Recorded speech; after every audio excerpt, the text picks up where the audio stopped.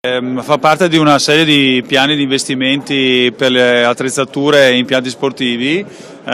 Siccome la società e il Presidente mi aveva chiesto una mano per la realizzazione di questo impianto molto importante in erba sintetica, perché come diceva il Presidente, dopo quando è brutto tempo un impianto in erba sintetica aiuta moltissimo i giocatori e le giovanili nel potersi continuare a allenare anche nei mesi invernali. Abbiamo deciso insieme alla Giunta e all'assessorato di stanziare una somma importante, che si parla di 150.000 euro per quest'anno e la stessa somma anche per il prossimo anno, quindi 2 anni, che gli darà la possibilità quindi di realizzare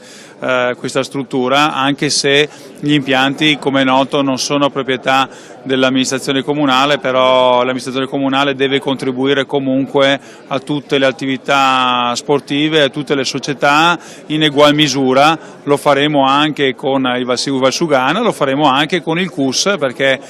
tutte le squadre di rugby della città hanno pari dignità.